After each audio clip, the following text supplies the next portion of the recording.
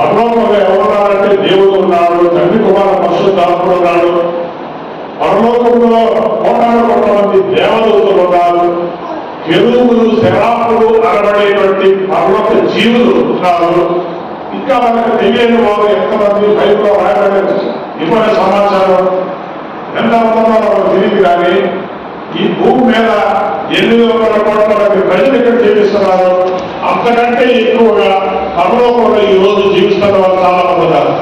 పరలోకంలో కొన్ని వందల వేల కోట్ల మరి దేవదూతలు ఉన్నారు, కెరూబులు శరాపులు ఉన్నారు.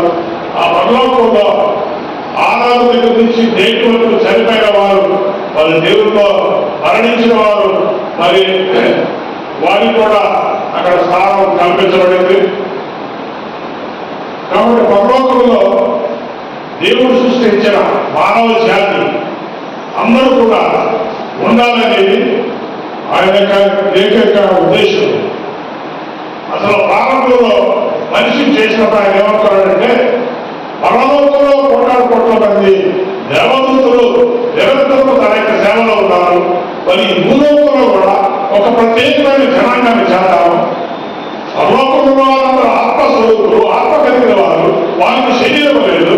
కానీ భూలోకంలో ఒక కొత్త క్లాస్ ఆఫ్ పీపుల్, ఒక కొత్త తరగతి సృష్టిని మనం సృష్టిద్దామని చెప్పి మరి శరీరము ఆత్మ కలిపి ఒక మరి సృష్టి చేశాడు. అనే మానవులు చేశాడు.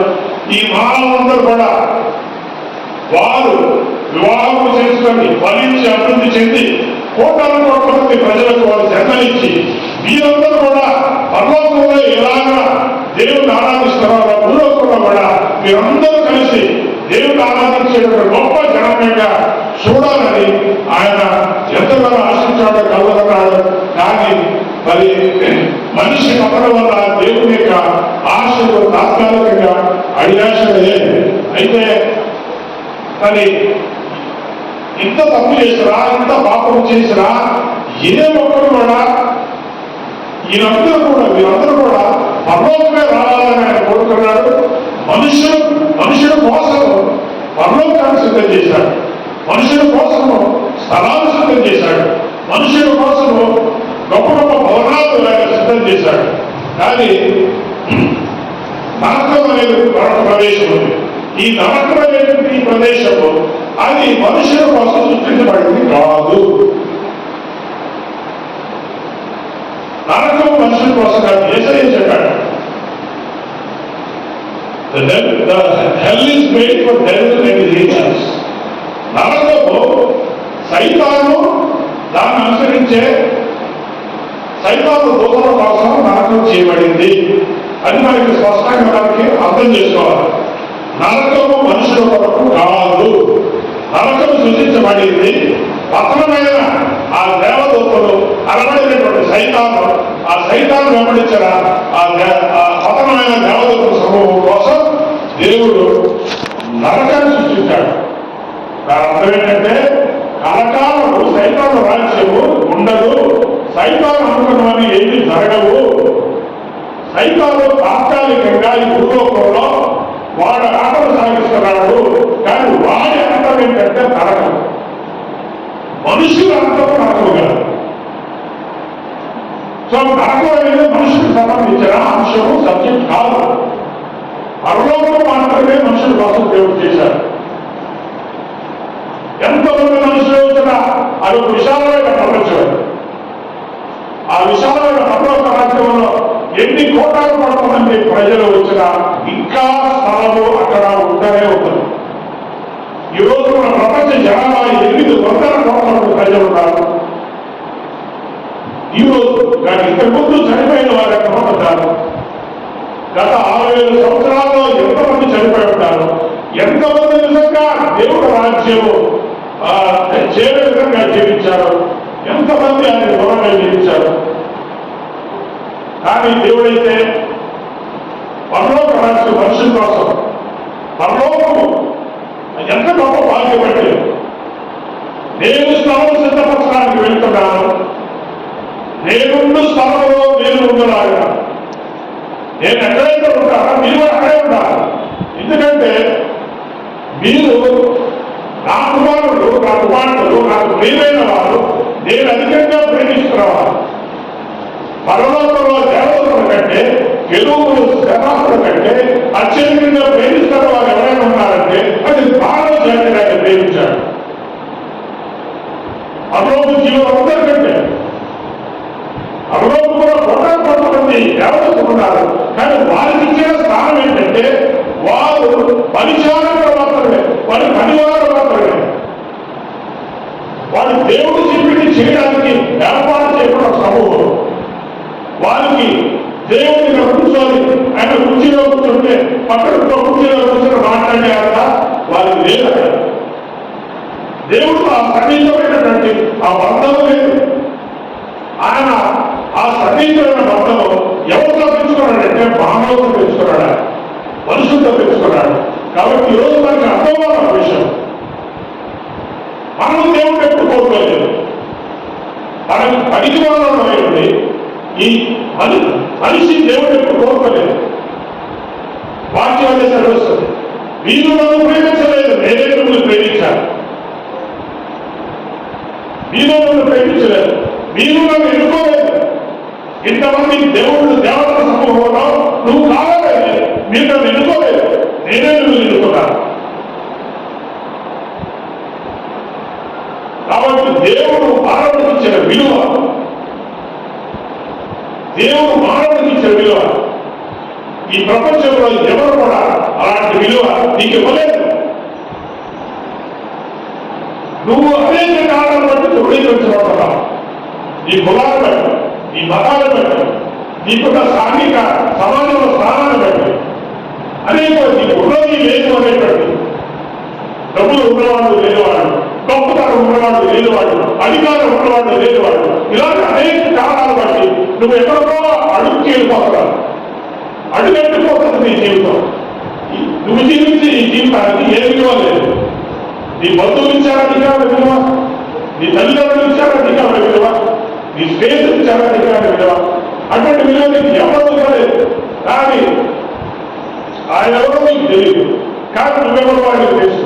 కాబట్టి ఆయన నిన్ను వెతుక్కుంటూ వచ్చాడు, నిన్ను ఎన్నుకున్నాడు, నిన్ను పిలిచాడు, నీకోసం ప్రారంభించాడు, నీకోసం సర్వస్వాన్ని ఇచ్చాడు.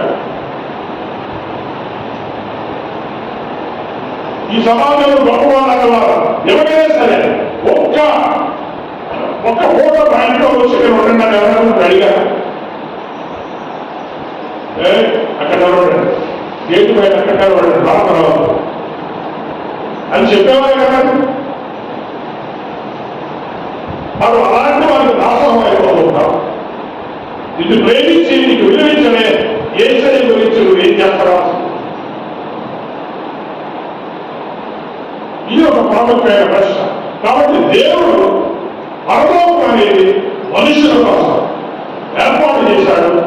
అది నాకు అక్కర్లేదు, నీ పరలోకం నాకు వద్దు, నువ్వు నాకు వద్దు, నాకు సైతంగా కావాలి, వాళ్ళంతా పోతాను అని అనుకోని పోయే వారే నాకు అక్కర్లేదు. అనడానికి ఇష్టపడి వెళ్ళేవారు.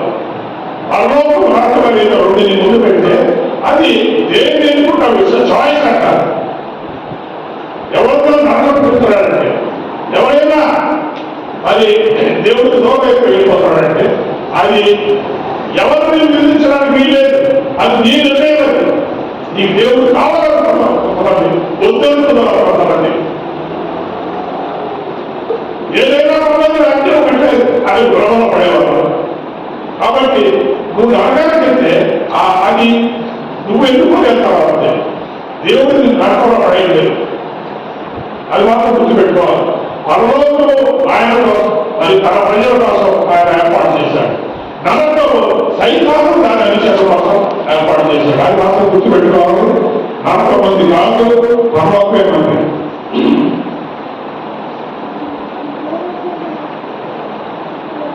కాబట్టి ఈ పరలోకంలో ఈ నరకం స్పష్టంగా మరి దేవుడు మనకి ఈతకించి మనకు చూపించాడు. అందుకనే ఈ పరలోకం వెళ్ళడానికి మనం తాపత్రయపడాలి. ఈ పరలోకం వెళ్ళడానికి కోసం మనము ఏదైనా మనం నష్టపరచుకోవడానికి మనం సిద్ధపడాలి. ఎందుకంటే హెబ్రీ రాష్ట్ర పత్రిక 11:10 చూద్దాం ఒకసారి. హెబ్రీ రాష్ట్ర పత్రిక 11:10. ఏలైనగా దేవుడు దేనికి శిల్పియు నిర్మాణకుడునై ఉన్నాడో,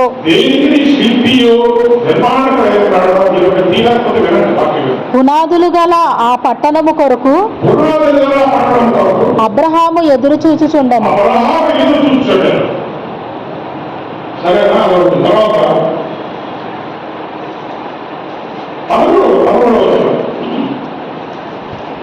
వీరందరూ ఆ వాగ్దానముల ఫలము అనుభవింపకపోయినను దూరము నుండి చూచి వందనము చేసి తాము భూమి మీద పరదేశులమను యాత్రికులమునై ఉన్నామని ఒప్పుకొని విశ్వాసము గలవారై మృతి నొందిరి. మనకంటే ముందు నడిచిన వారు అబ్రహాము నుండి, ఆదాము నుండి మరి ముందు నడిచిన వారు వారందరూ ఏ రకంగా ఈ లోపల జీవించారంటే ఈ భూమి మీద వారెవరు పరమేశ్వరులు, యాత్రికులు. ఈ భూమి మీద మనకంటే ముందు నడిచిన దేవుని యొక్క బిడ్డలు, దేవుని భక్తులు వారు ఏమనుకున్నారంటే ఈ ప్రపంచం మనది కాదు, ఈ తాత్కాలికము, ఇక్కడ 4 రోజుల నుండి వెళ్ళిపోయే వారము ముచ్చటని అనుకుంటుంటారు మీరు కూడా. కాబట్టి ఈ తాత్కాలిక ప్రదేశంలో మనము ఏంటి, మనం ఎవరు యాత్రికులు, పరదేశులం. ఈ దేశం మంది కాదు, ఈ దేశం మంది కాదు, యాత్రికులు. యాత్రికం అంటే ఒక ఊరికి వచ్చి 4 రోజుల నుండి వెళ్ళిపోతాం. అది ఈ ప్రపంచంలో మనకు ఇవ్వబడినటువంటి స్థానం. యాత్రికులకు పరదేశులం. ఈ దేశం అది కాదు. ఎప్పుడు నేను ఇక్కడ ఉన్నాను, ఎప్పుడు నేను ఉన్నాను. కానీ చాలా మంది జీవితాలు ఎలా ఉంటాయంటే ఎప్పుడు ఇక్కడే ఉండిపోతాను నేను, ఎప్పుడు ఇక్కడ సంబంధించిన జీవితం మీద కళలు కడగడం, ఎప్పుడు ఇక్కడ ఏదో సాధించాలి, ఇక్కడ ఏదో సంపాదించాలి, ఒక తాపత్రయంతో రకరకాల తాపత్రయాలతో జీవిస్తారు. శారీరక బంధానికి మనం మనుషులుగా ఎంతెంత విలువిస్తూ ఉంటాము. పిల్లల కోసం ప్రాణమే పెట్టేస్తుంటారు, పిల్లల కోసం సంవత్సరాలు త్యాగం చేస్తూ ఉంటారు, పిల్లల కోసం అన్ని ఖర్చు పెడతా ఉంటారు. పిల్లల కోసం మరి ఎంత ప్రేమ అంతగా దానం చేసి మనం చెప్పేస్తూ కూడా ఉంటారు.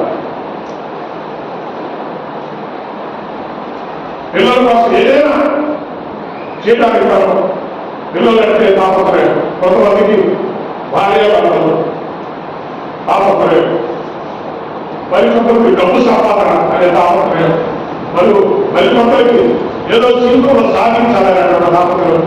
ప్రతి మనిషి జీవితంలో ఒక్కొక్కరి కోసం తాపత్రయపడుతూ మరి ఇక్కడ ఏదో మనం కలకాలం ఇక్కడ ఉంటామనేటువంటి ఉద్దేశంతో వాళ్ళు జీవిస్తూ ఉంటారు. ఒక ఆయన నేను బాగా నాకు చాలా డబ్బు ఉంది, నాకు గదులు నిండిగా బాగా పెట్టి బంగారు అన్నీ ఉన్నాయి, నేను బాగా సంపాదించుకుంటున్నాను, నేను హ్యాపీగా ఉంటానంటే వాళ్ళు ఎవరెవరంటే వెలువాడా ఈ రాత్రి ఇది ప్రాణాన్ని తీసుకుంటున్నాను, ఈ రాత్రి ఆ ప్రాణాన్ని తీసేసుకుంటున్నాను. అప్పుడు ఆ దేవుడు ప్రాణాన్ని తీసుకొని వెళ్ళిపోతే నువ్వు సంపాదించింది ఎవరి కోసం, దేని కోసం? దీనికోసమైనా జీవితకాలంలో తాపత్రయపడింది, దీనికోసమైనా నువ్వు కంటే కలదు. కాబట్టి మనకు ముందు నడిచిన వారు ఎలా నడిచారు, ఎలా జీవించారంటే వారు ఈ భూమి మీద మనము యాత్రికులము, పరదేశులము, ఈ దేశము మనది కాదు అన్నట్టుగా జీవించారు. మరి వేరే దేశాల నుంచి ఇక్కడికి వచ్చి మన దగ్గర నుంచి 2 సంవత్సరాలు 3 సంవత్సరాలు ఇక్కడ ఉండి చదువుకొని వెళ్ళిపోయేవాడు చాలా మంది ఉన్నారు. మనం కూడా విదేశాలు వెళ్ళి మన వాళ్ళు అక్కడ చదువుకొని తిరిగి వచ్చిన వాళ్ళు పరదేశం ఎంతకాలం ఉంటారు, 4 రోజులు ఉంటారు, ఒక ప్రాంతం ఆ ప్రాంతం వెళ్ళిపోతారు. కాబట్టి భూమి మీద మనకిచ్చినటువంటి తక్కువ. ఈ తక్కువ సమయంలో మనం మన జీవిత విధానం ఎలా ఉండాలంటే దేనితో అటాచ్మెంట్ అంటే ఒక బంధాన్ని పెంచుకోకూడదు. ఇద్దరు స్నేహితులు కలిసి మన కలకాల స్నేహితులుగా ఉంటారు అని అనుకోవడానికి వీల్లేదు. ఎంతకాలం స్నేహితులు పెట్టారో ఆ స్నేహం ఉండదో ఉండదో వెళ్ళిపోతారో తెలియదు. ఏది కలకాలం ఉన్నారు, బంధుత్వాలు కలకాలం కాదు. బంధుత్వాల కోసం ప్రాణం పెట్టేవాడు ఉన్నారు, కానీ తిరిగి వారు గురించి ఏమి వారు పొందుకోలేకపోతున్నారు. రకరకాల తాపత్రయాలతో ఇమిడిపోయి ఉంది ఈ ప్రపంచం. కానీ మనమైతే ఈ ప్రపంచంలో అంటి ఉంటారంటే మనం ఉండాలి. నా రోజు నుండి వెళ్ళిపోయేదానికి మనము పెద్ద పెద్ద కళలు కనకూడదు, పెద్ద పెద్ద బంధాలను ఏర్పరచుకోకూడదు, ఏ సర్వమైన అనుకోకూడదు. ఎందుకంటే అకస్మాత్తుగా వాటి నుంచి నువ్వు తీసివేయబడతా వెళ్ళిపోతావు. దేవుడు నీకు నోటీస్ కూడా ఇవ్వడు. ముందుగా ఇదిగో నేను తీసుకోపోతానని ఆయన నోటీస్ ఇవ్వడు, సడన్గా వెళ్ళిపోతావు. అలాంటి బతుకులకి ఇంత తాపత్రయాలు అవసరమా?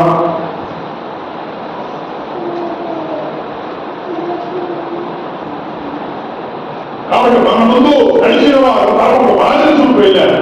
ఈ ప్రపంచంలో మరి అన్నిటి పట్ల మనం ఎలాగ వ్యవహరించాలి, జీవించవలసిన విధానం ఏంటి, ఆ తీరు ఏంటి, ఏది శాశ్వతము, ఏది కాదు, ఏది తాత్కాలికం, ఏది నిలిచి నిలిచేది. పౌలు గారు ఒక మాట అంటారు, ఏది రమ్యమైనదో, ఏది ఖ్యాతి గలదో, ఏది నిత్యము నిలిచేదో, ఏది శాశ్వతమైనదో, ఏది శ్రేష్టమైనదో దాని మీద మనసు పెట్టమంటాడు. ఎంత మంచి మాట! దేని మీద మనం మనసు పెట్టాలట? ఏది రమ్యమైనదో, ఏది శాశ్వతమైనదో, ఏది ఖ్యాతి గలదో, ఏది నిత్యము నిలిచేదో. కానీ మీరు దేని మీద మీరు మనసు పెట్టారా? రమ్యమైన దాని మీద, శాశ్వతమైన దాని మీద, నిత్యం నిలిచే దాని మీద. అవి పక్కన పెట్టి తాత్కాలికమైన బంధాల కోసం నువ్వు లేకపోతే నేను ఉండలేదు, నువ్వు లేకపోతే చచ్చిపోతాను, ఈ రోజు లేకపోతే నువ్వు లేకపోతే చచ్చిపోతాను లేదు. ఎవరైనా అమ్మాయి నమ్మదు. నువ్వు లేక బాగా కాఫీ పొందుతాడు. కాబట్టి అలాంటి తాపత్రయాలు, అలాంటి బంధాలు ఏం తెచ్చుకోవద్దు. ఇది లేకపోతే ఉంటాయి, అది లేకపోతే ఉంటాయి. వాటన్నిటికీ మనము బంధాలు ఉండాలి. కానీ ఆ బంధాల కోసం నీ జీవితం సర్వస్వం కాలేదు. ఎందుకంటే నీ జీవితం విలువైనది, నీ జీవితం శ్రేష్టమైనది. నిన్ను ఒక ఉన్నతమైన ఉద్దేశంతో దేవుడు నిన్ను రక్షించుకున్నాడు, నిన్ను పిలిచాడు. నువ్వు చేయవలసిన పని చాలా ఉంది. ఈ తాత్కాలికమైన వాటి కోసం నీ జీవితాలు వృధా చేయదు. శాశ్వతమైన వాటి కోసం, ఆ పరలోక రాజ్యంలో ఆస్తి సంపాదించుకోవడం కోసం ఏదైనా ఇక్కడ మనం చెయ్యాలి. ఇక్కడ నువ్వు ఏది సాధించినా నువ్వు రోజు దేవుడి కొంత నిలబడినప్పుడు ఇదిగో నువ్వు అలా సాధించావు కాబట్టి లోపల నుంచి ఇదిగో నువ్వు దండ పోందంటే పోవదండ ఏదేమిటి అని అనడే. వెండి చేసినా కూడా ఈ పూర్వంలో నువ్వు చేసిన దేనికి కూడా విలువ లేదు. దానికి శాశ్వతమైనటువంటి ఒక ఇది క్యారెక్టర్ దానికి లేదు. ఇక్కడే అక్కడికి వెళ్ళదు, ఇక్కడికి అక్కడికి వెళ్ళదు. వెళ్ళదు కాబట్టి ఏం చేయాలి? అక్కడికి ఇక్కడికి రావాలి. అక్కడంటే పరలోకం నుంచి మనకి ఎక్కడ తిప్పుకోవాలి. కానీ ఇక్కడికి మనం పైకి తీసుకునేది ఏమి లేదు, ఏమి లేదు. ఇక్కడి నుంచి పైకి తీసుకునేది ఏమి లేదు. కాబట్టి ఆ పరలోక పైన మనం ఏం చేయాలి? ఎందుకు చెప్పాలి? డౌన్లోడ్ చేయాలి. పరలోకమైన దాన్ని ఎందుకు చెప్పాలి? దాని మీద సంపాదించుకోవాలి. దానికోసం ఏదైనా ప్రయత్నపడాలి. దాని నిమిత్తం ఏదైనా ఒక చిన్న పని చేసిన దాని విలువ. పరలోక రాజ్యం కోసం పాటు పడితే, ఆ పరలోక రాజ్యం కోసం శ్రమ పడితే అది నేను రూపంలో వెళ్ళడం కాదు, నీతో పాటు తీసుకెళ్ళడానికి ప్రయాసపడాలి. ఎందుకంటే నువ్వు చేసిన ఏదైనా ఒక పని, ఆ పని విలువ ఉందంటే నువ్వు ఒకరికి చెప్పిన సువార్త, ఒక ఆత్మని దేవుళ్ళు నడిపించేటటువంటి అనుభవం, దానికి విలువ ఉండదు. దేనికి విలువ ఉండదు. దేవుడు నామం పేరుకు చేసిన ఏ పని, ఒక మనిషి జీవితాన్ని తీర్చిదిద్దడానికి జీవించడానికి చేసిన ఆ పనికి మాత్రమే పరలోకంలో దానికి విలువ ఉండదు. మిగతా దేనికి విలువ ఉండదు.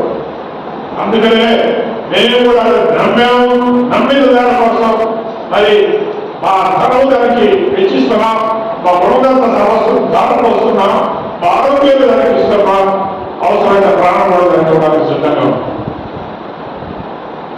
తెచ్చిపోయింది ఏనాడు 30-40 సంవత్సరాల కింద తెచ్చిపోయింది. ఈ జీవితానికి ఏ విలువ లేదని, దేవుడే లేకపోతే ఈ జీవితానికి ఏ విలువ లేదని తెలిసిపోయింది. కాబట్టి ఆ మార్గంలో ముందుకు వెళ్ళడానికి నేను ప్రయత్నం చేస్తా ఉన్నాను. ఈ పరలోకానికి ఎవరెళ్తారు? పరలోకానికి ఎవరెళ్తారు? లోకల్ మిషనర్లు వెళ్తారా? బ్యాప్టిస్ట్ మిషనర్లు వెళ్తారా? బైబిల్ మిషనర్లు వెళ్తారా? ఎవరు వెళ్తారు? దేవదాసయ్య గారు ఒక పాట రాశారు, చాలా మంచి పాట రాశారు. అది నేను 40 సంవత్సరాల క్రితం నేను విన్నాను. ఆయన రాసిన 2వ నాట పాట, అది మా చిన్ననాటి నుంచి మేము చేసిన 2వ నాట పరిచయకి ఒక బ్యానర్ సాంగ్ పెట్టుకుని మేము ఊరు గ్రామం వెళ్ళి ఆ పాటలు పాడుతూ ఉండేవాడు. వేల వేలు అదృశ్యమైంది విని దేవుడికి కోరంది. అందులో ఆయన 20 వచనాలు రాశాడు. పాట ఎవరో పనులు పెట్టడం రాశాడు. అద్భుతంగా ఉంటుంది. అందులో చివర మధ్యాకాశం నేనేమి ఏ మిషన్ వారు వీరంటిని యోహాను 3:5లో విమర్శపడిన వారే తప్ప వేరే వారు లేరంటే. మధ్యాకాశం ఉన్న ఏ మిషన్ వారు వీరంటిని, మధ్యాకాశం ఉన్న భోగినికి ఏ మిషన్ వారు వీరంటిని, యోహాను 3:5లో విమర్శపడిన వారే తప్ప వేరే వారు లేరంటిని. వేలు అదృశ్యమై విని దేవుని పూర్వధ్వని, వేలు అదృశ్యమై విని దేవుని పూర్వధ్వని. చాలా రాశాడు చక్కగా. సినిమాలో సంతోషించువాలి, భార్య పిల్లలు పైకెత్తగా. సినిమాలో సంతోషించువాలి, భార్య పిల్లలు పైకెత్తగా. సినిమా సంతోషమే కానే కాదు సంతోషం, అని ఒప్పుకొని సొమ్మసిల్లి ఇచ్చేది వేలు అదృశ్యమై.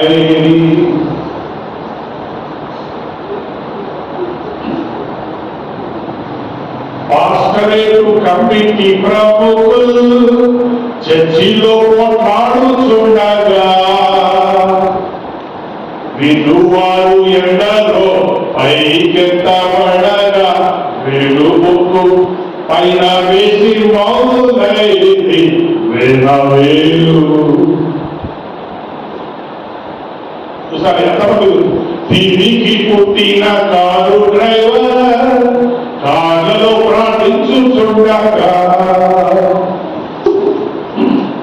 ప్రభుకిస్తులైన గస్తులు పైగా చూచి పశ్చాత్తాపులై పరితాపించేది వేలు అదృశ్యమై విని దేవుని పూర్వధ్వని.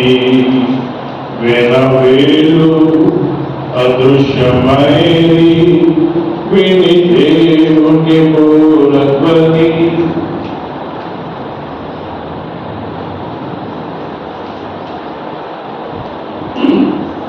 కాబట్టి పట్టణంలో వెళ్ళేవాడు ఈ మిషన్ ఆ మిషన్ కాదు. ఇక్కడ పదలోకి వెళ్తే ఒకవేళ ఇక్కడ పరమశంకర్ గారు ఆయన ఒక మిషన్ స్థాపించి ఉండొచ్చు, ఆయన వెంబడించిన కొంతమంది ఉండొచ్చు. కొంతమంది దేవనాశయ్య గారు రైలు మిషన్ స్థాపించారు, ఆయన వెంబడించిన కొంతమంది ఉండొచ్చు. లోకల్ మిషన్ గారు మార్చిలో స్థాపించారు, ఆయన వెంబడించిన కొంతమంది ఉండొచ్చు. రకరకాలుగా ఉండొచ్చు. కానీ పదలోకి వెళ్తే అక్కడ పరమశంకర్ గారి కాలనీ ఒకటి, బైబిల్ మిషన్ కాలనీ ఒకటి, బ్రదర్ మిషన్ కాలనీ ఒకటి ఉండదు. ఈ కాలనీ ఉండవు. అక్కడ ఎవరు ఉంటారంటే వ్యవహారం 3 విమర్శపడిన వారే తప్ప వేరే ఏ మిషన్ వారు మిషన్ ఉంటారు. వ్యవహారం 3 ఏముంది చెప్పవా?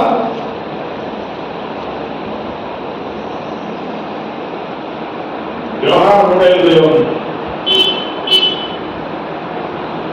ఎవరి వాళ్ళు నన్ను అడగట్లేదు.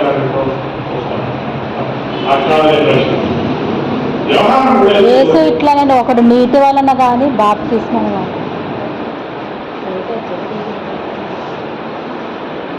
ఒకడు నీటి వలన ఆత్మ మూలము కానీ జన్మిస్తే తప్ప పరలోక రాజ్యంలో చేరలేదు. ఒక నీటి వల్ల ఆత్మ వల్ల జన్మించాలి, ఒకటి కొత్తగా జన్మిస్తేనే తప్ప. యేసు ప్రభు నికోదేముతో అంటాడు, ఒకడు కొత్తగా జన్మిస్తేనే తప్ప కొత్త జన్మలో దాన్ని మన రక్షణ అంటారు. రక్షణ పొందిన వారు, ప్రభువుని రక్షణకు అంగీకరించిన వారు గొప్ప జన్మ అనుభవాన్ని పొందుతారు. పాతవని గతించకపోతాయి, సమస్తం కొత్తగా అవ్వాలి. అదే తిరిగి పుట్టినటువంటి అనుభవం.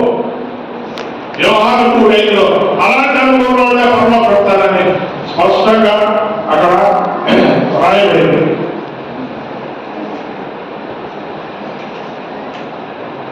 అప్పుడు మనము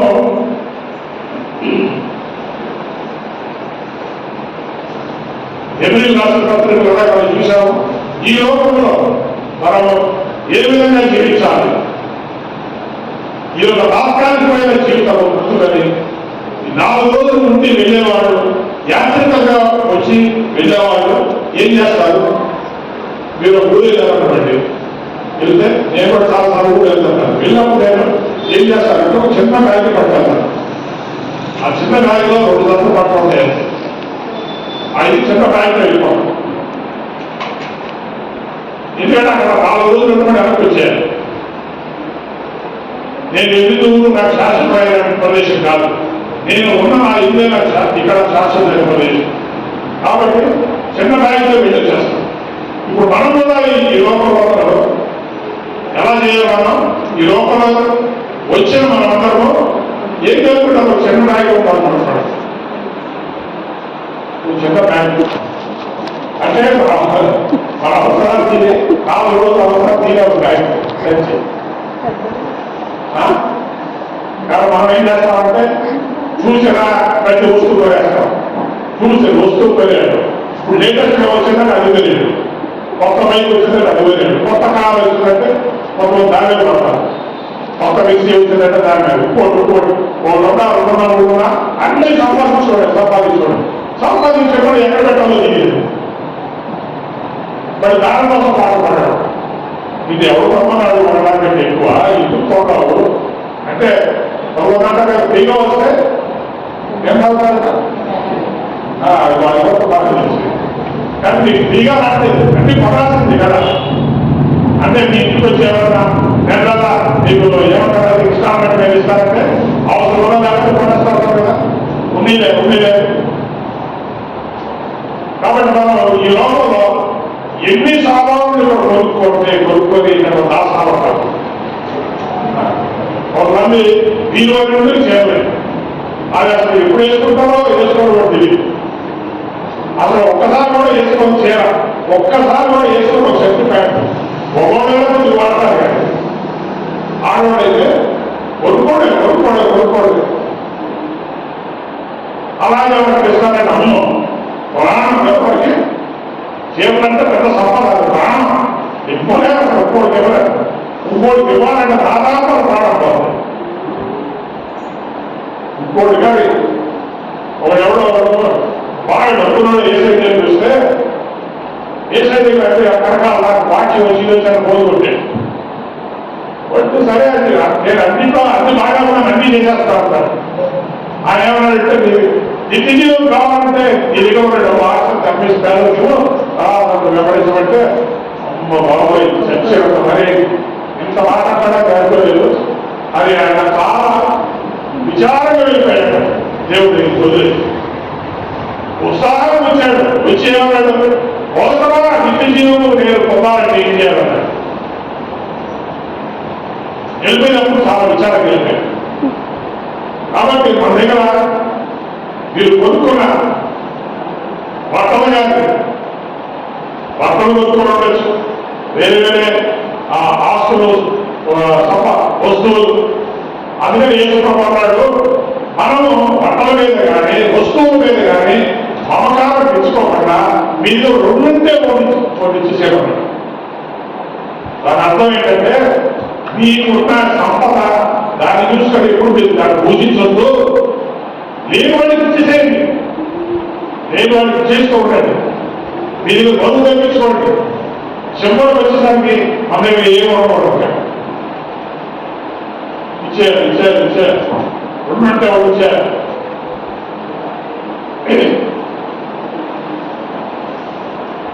అందుకని మనము వీటి భూమి మీద దేని మీద పడతామో మమకారం పెంచుకోకూడదు. మరి అవసరం దానికంటే మనం ఎక్కువ కొనడానికి ప్రయత్నం చేయకూడదు. ఒకవేళ చేసినా కూడా మరొకరికి అవసరంలో ఉన్నవాడికి ఇచ్చేయగలిగితే మీరు వస్తువులు కొనినందుకు మీకు ఏ బహుమానం అవసరం రాదు, కానీ ఆ వస్తువులు ఎవరైనా ఇచ్చేస్తే బహుమానం. అర్థమైందండి మీకు? మీరు వస్తువులు ఎక్కడైనా పడండి, దానికి బహుమానం ఉండదు. ఆ కొన్న వస్తువులు మీరు ఇతరులకి మీకు ఒక ఎక్సెస్ ఎక్కువ దాన్ని ఇచ్చేసారు అన్నాడు, దానికి బహుమానం. ఇప్పుడు పని చేస్తారా?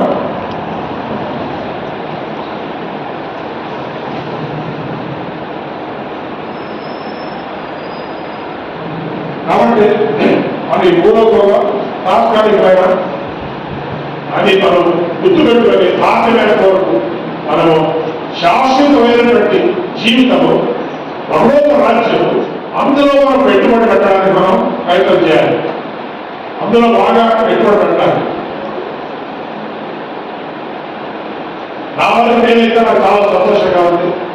నా జీవితంలో ఎక్కువ పెట్టుబడి దేవుడు రాజ్యంలోనే పెట్టాను. డబ్బులు పెట్టాను, జీవితాన్ని ఇచ్చాను, అనుభవించాను. కాబట్టి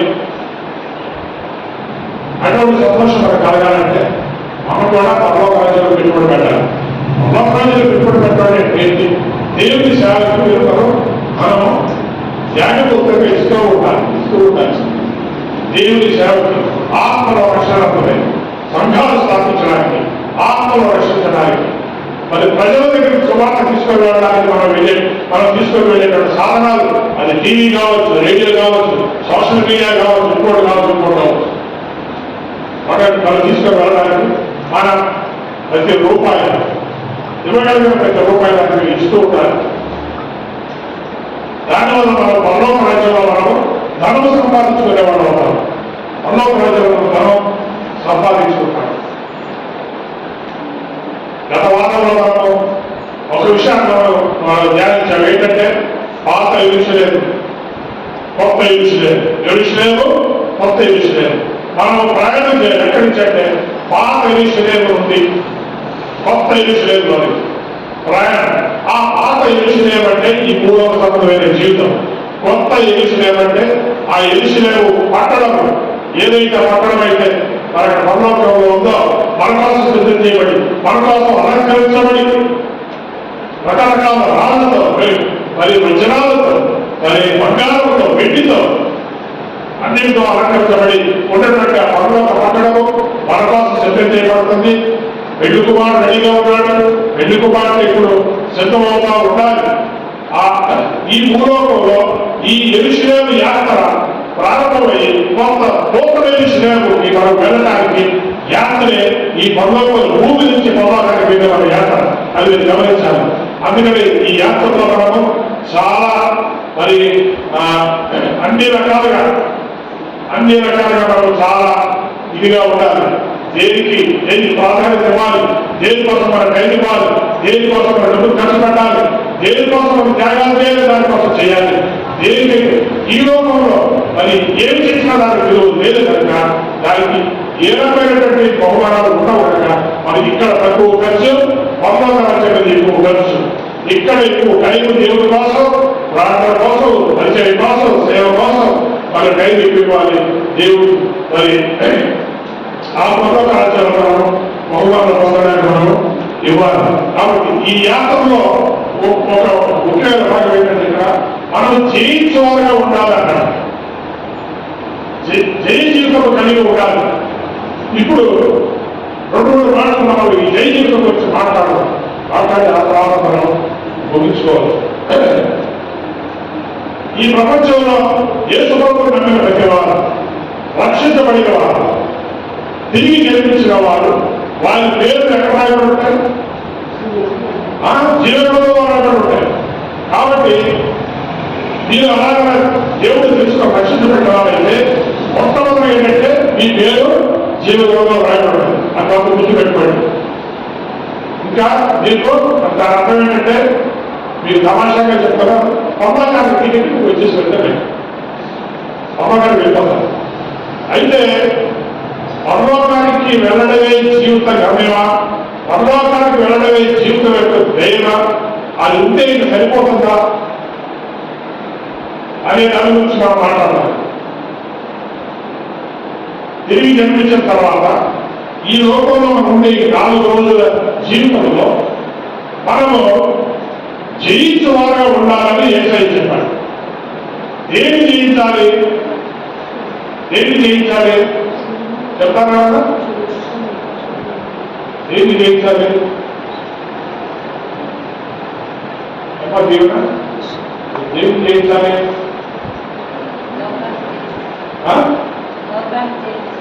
లోకాన్ని జయించాలి. ఇంకా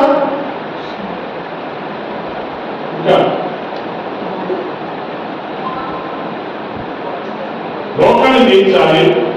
లోకం కంటే ముందు మన శరీరాన్ని జయించాలి. శత్రువు ఎక్కడో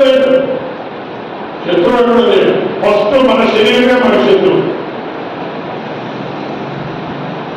నువ్వు 3 భాగాలు, శరీరము, ప్రాణము, ఆత్మ కదా. ఈ మూడుట్లో శత్రువు ఎవరంటే మనకి శరీరం మనకి శత్రువు. ఈ శరీరమే మనకి శత్రువు. ఈ శరీరం ఎప్పుడు కూడా ఏం చెప్తున్నాడంటే దేవుడు ఎలా జీవించాలని మనం కోరుకుంటున్నాడో, ఏమేమైతే చేయాలని మనం చెప్తున్నాడో అది చేయాలి. ఎందుకు కావాలంటే హ్యాపీగా ఉంటాడు.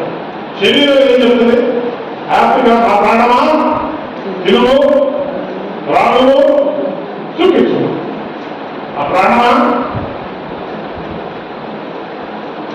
రక్తం తరబడి టీవీ చూడము, సినిమాలు చూడము, హ్యాపీగా ఉండము చూపించు. ఇక్కడ మనం అప్పుడు టీవీ కన్నా ఎక్కువ టైం ఇవ్వచ్చు, ఇస్తా ఉంటారు. అంటే శరీరం ఏం కొడతారంటే సుఖం కొడతారు. శరీరం ఏది కూడా ఆత్మ సంబంధమైన ఏది కొడతాం. ప్రార్థన అంటే ఎందుకు ప్రార్థన? ఏం చేయక్కర్లేదు, నాకు హాస్పిటల్ జరగలేదు, ఏం చేయక్కర్లేదు. ఆత్మ సంబంధంగా నువ్వు ఏం చేయక్కర్లేదు నీ శరీరం. అప్పుడు మరి యేసయ్య మనకి చెప్తున్నాడు శరీరాన్ని జయించమన్నాడు. శరీరం చెప్పే ఏ మాట వినద్దు. శరీరం ఒక మోసగత్తే, మనం మోసగించేది ఎప్పుడు మోసగిస్తాం. మనలో ఉంటూ మన వ్యతిరేకంగా పనిచేస్తాం. మనలో మీ ఇంట్లో ఉన్నవాడు నీ వ్యతిరేకంగా పనిచేస్తే ఎలా ఉంటుంది? నీ భర్త నీకు వ్యతిరేకంగా పనిచేస్తున్నారు, భార్యకి వ్యతిరేకంగా పనిచేస్తున్నారు, పిల్లలు నీ కుటుంబ కుటుంబాలు నీకు వ్యతిరేకంగా పనిచేస్తే నీకు ఎలా ఉంటుంది? అప్పుడు లేవగా నాకు ఇంట్లోనే ఉండడం శత్రువు అన్నాడు. అలాగే మనం కూడా మానవ వ్యక్తిత్వంలో ఆత్మ శాశ్వతమైంది కనుక, శరీరం తాత్కాలికమైంది కనుక, ఈ శరీరము ఈ శరీరానికి విరోధంగా ఆత్మ ఎప్పుడు పోరాడుతూ ఉంటుంది. పోరాడాలి. ఇప్పుడు మనం మీకు చెప్తున్నాను, మనకి ప్రతిదీ కూడా మనం ఎన్నుకుంటే వస్తుంది, కావాలనుకుంటే వస్తుంది, వద్దనుకుంటే పోతుంది. పరలోకం కావాలంటే వస్తుంది, వద్దకు నరకమే కావాలంటే అదే వస్తుంది. ప్రతిదీ అదే. ఇప్పుడు ఈ లోకంలో మీరు జయించేవారుగా ఉండాలంటే మనం ఏం చేయాలి? శరీరాన్ని జయించాలి. శరీరం చెప్పే ప్రతి అబద్ధాలను మనం వినకూడదు. శరీర కార్యాలు ఈ లోకంలో ఉన్నంతయు చెప్పాలి. ఈ లోకంలో ఉన్నంతయు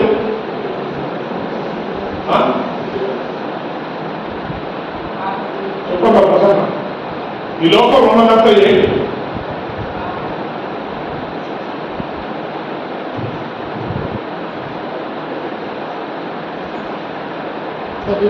ఇప్పుడు మనం ఎల్కేజీ నుంచి పిఏ వాళ్ళు చదువుకోవాలి, టీకా వాళ్ళు చదువుకోవాలి.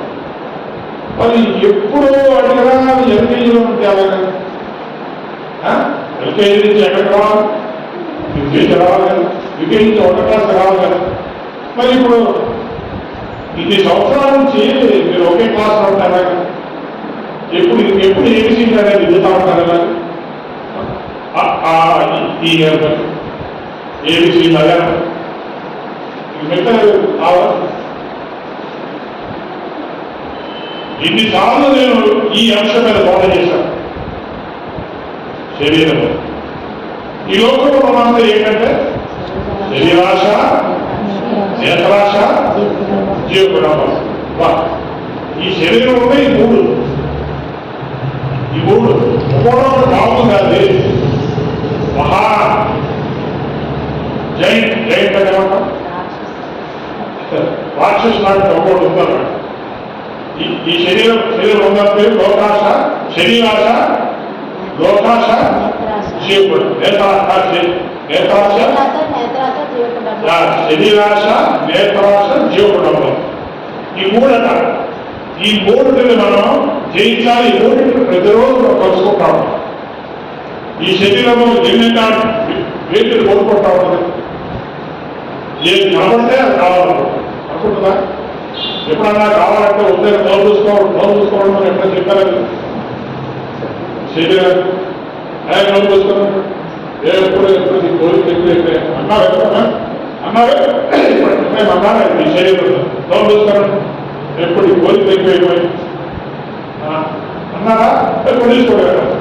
డబ్బులు దాకా అక్కింటికి వెళ్ళి 500 తెచ్చి కొలేసుకోవడే ఏమో చాలా మొదలు చేస్తున్నాం. శరీరాశ, నేత్రాశ అన్ని చూసిందల్లా కొనుక్కోవాలి. చూసిందా కావాలి. నేత్రాశ అంటే ఏంటి? చూసిందల్లా కావాలి. ఏం చూసినా బాగా ఉంటుంది కదా. ఏం చూసినా సంపాదించుకోవడానికి బాగా ఉంటుంది. అన్నీ బాగుంటాయి. ఇంకే బాగుంటుంది. ఏది కావాలి, ఏది అక్కర్లేదు. అందుకనే మనలో ఉన్న ఆత్మ మనల్ని ఏం తెలుస్తుంది? అనవసరమైన దృశ్యాలు చూడదు, అనవసరమైన వస్తువులు కొనదు, అనవసరమైన వాటి టైం ఇవ్వదు, అనవసరమైన వాటి తాపత్రయం తెచ్చుకోవద్దు. జీవగుణాపం. మూడోది ఏంటంటే జీవగుణాపం. ఇది ఉందా మనకి? ఉందా లేదా? వేదపడు చెప్పండి. జీవగుణం ఉంది. జీవగుణం అనేది మనం పాడు చేసేది. మనం పాడు చేసేది జీవగుణం. ఎందుకంటే నీకు వస్తువు అవసరం లేదు. కానీ అక్కింట్లో అక్కడ ఉంటుంది కదా, మనలో కొనేయాలి. అక్కకంటే మనం తక్కువైంది. అక్కకంటే మనం తక్కువ కాబట్టి అక్కడ ఏముంటే అది మనం కొనేయాలి. అది దాని ఏమంటారు? జీవగుణం. అన్ని గొప్పగా అనిపించాలి.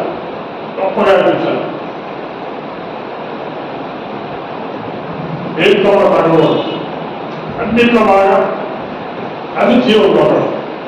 ఈ మూడు శరీర ఆశలు వాళ్ళు పాడు చేస్తాయి, నేత్రాశలు పాడు చేస్తాయి, జీవగుణము పాడు చేస్తాయి.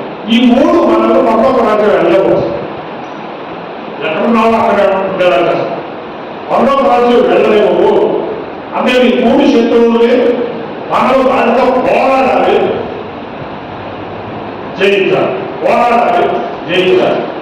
ప్రతిసారి ఒక శని రాశి వచ్చిన, ఒక నేత్ర రాశి వచ్చిన, ఒక జీవ కుటుంబాన్ని గమనించడం, ఒక దగ్గర తీసుకోవాల్సిన కూడా ప్రతిసారి కూడా నాకు వద్దు, నో, వద్దు కాదు, వద్దు కాదు అని మనం చెప్పడమే పోరాటం చేయడం.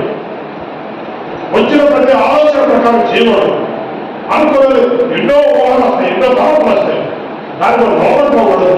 లేదు, వద్దు. పరిశుద్ధాత్మ దేవుడు చెప్తున్నాడు వద్దు, దేవుడు చెప్తున్నాడు వద్దు, అది మంచిది కాదు, అది శ్రేష్టమైనది కాదు, అది నిన్ను పాడు చేస్తుంది, అది నిన్ను దేవుడికి దూరం చేస్తుంది.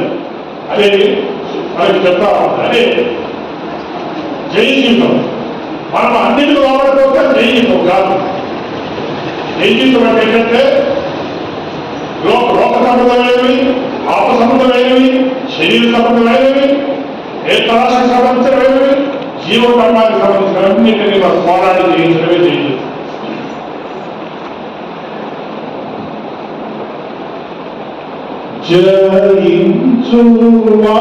జయించువాడావో జీవ కిరీటమునందెదవో, జయించువాడావో జీవ కిరీటమునందెదవో, జీవించియు చనిపోయి జారిదవు నరకముకు, జీవించియు చనిపోయి జారిదవు నరకముకు, జారిదవు నరకముకు. జాప్యము చేయకగనుమా జరుచుండిన కాలమిదే, జాప్యము చేయకగనుమా జరుచుండిన కాలమిదే, దూతాగానములతో దిగివచ్చును మన యేసు, దరిచేచును తన ప్రజలను, దాహించును లోకమును. జయించేవాడైతేనే నువ్వు జీవితం పొందుతావు. జీవించు చచ్చిపోయేవాడు, జీవించి చనిపోవడం అంటే జీవించి చనిపోయి జారిదవు నరకముకు. నువ్వు బ్రతుకుంటుగా చచ్చిపోయిన వాళ్ళగా కావాలి. పాపములు చేతలు, అపరాధములు చేతలు చచ్చిన వాళ్ళగా ఉంటావు. దాని అర్థం ఏంటంటే నేను బతుకున్నావు కానీ నువ్వు చచ్చిన వాళ్ళతో సమానం.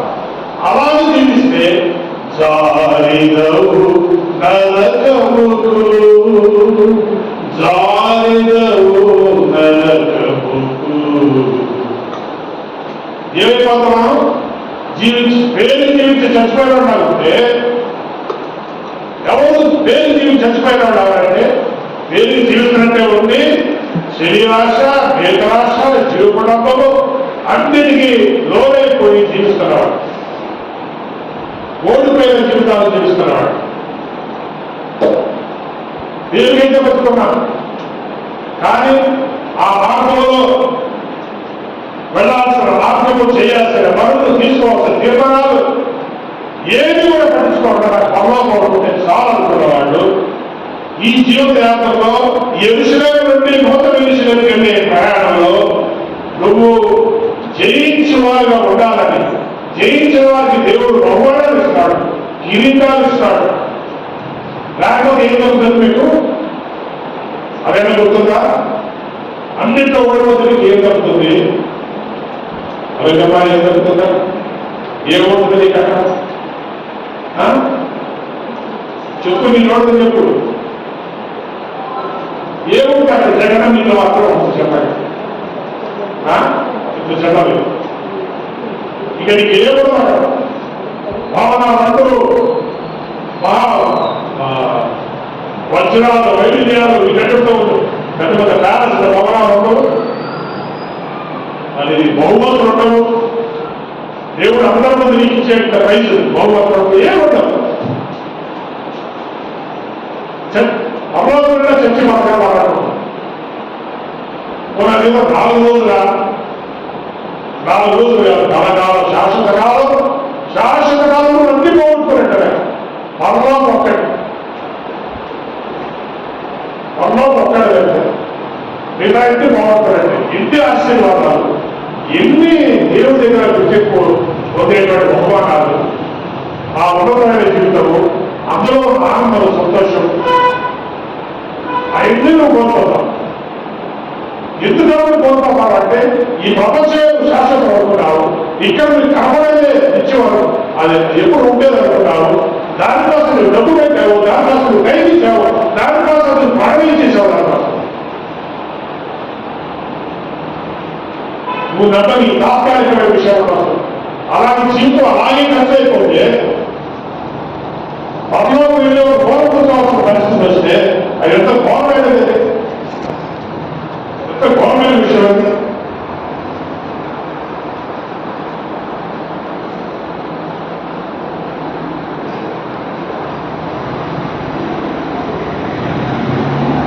అప్పుడు ఒకటి గుర్తుపెట్టుకోండి, మనము యేసు ప్రభువుని నమ్మటం, రక్షించబడటం, మానవ తిరిగి నిర్మించాలని చెప్పడం ఒక ఎత్తు.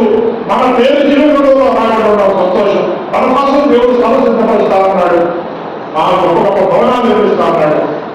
ఎన్ని వాగ్దానాలు ఉండగా మనం అనుకున్న తక్కువ టైం, అనుకున్న తక్కువ టైం. ఈ రోజు గుర్తుపెట్టుకోండి, చిన్నపిల్లలు 10 ఏళ్ల వయసులో ఉంటే మహా అయితే మీకు 30-50 ఏళ్ళు జీవితం ఉంటుంది. మీకు ఇప్పటికే 34లో ఉంటే ఇంకో 20 ఏళ్ళు జీవితం మీకు ఉంటుంది. ఇప్పటికే నీకు 50 వచ్చేస్తే ఇంకో 10 సంవత్సరాలు కూడా మీకు ఉండలేదు. ఇలాంటి మీరు లెక్కలు వేసుకుంటే ఎంతకాలం ఎంతమంది ఎలా అయిపోయింది నీ జీవితం, ఏమీ సాధించలేదు, ప్రారంభమే చేయలేదు. ఎంత ఘోరమైన విషయం కదా.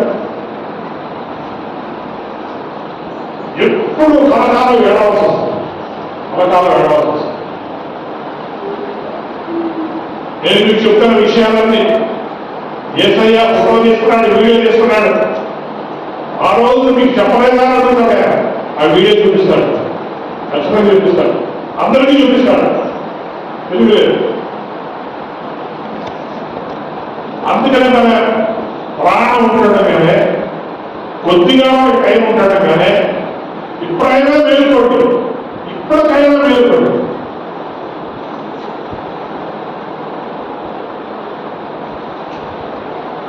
ఈ దినమంతైనా సమాధానకరమైన సంగతులు మీరు వింటే మీకు ఎంత మేలు. ఈ రోజైనా కూడా అది ఆలస్యంగా, ఈ రోజైనా ప్రభా నా వయసు ఎంత, నా ముందు టైం ఎంత, కనీసం ఈ 10 ఏళ్ళైనా ప్రభా, కనీసం 20 ఏళ్ళైనా ప్రభా నేను సరైన జీవితం జీవిస్తాను, సరైనటువంటి సమర్థన కలిగి ఉంటాను, నీకు విధేయత చూపిస్తాను, నీ వాక్యంలో మాతో మాట్లాడుతున్న విషయాలన్నింటినీ నా దృష్టి పెడతాను, నేను లోపడతాను, నా జీవితాన్ని మార్చుకుంటాను, నా ప్రాధాన్యతలు మార్చుకుంటాను, నా నిర్ణయాలు మార్చుకుంటాను, నా సంస్కృతిని పెడతాను. ఏది నిత్యమైనదో, ఏది శాశ్వతమైనదో, ఏది రమ్యమైనదో, ఏది నిత్యమించేదో, ఏది ఖ్యాతి కలదో వాటి మీద దృష్టి పెడతాను. ఈ రోజైనా అలాంటి నిర్మాణం తీసుకుంటాను.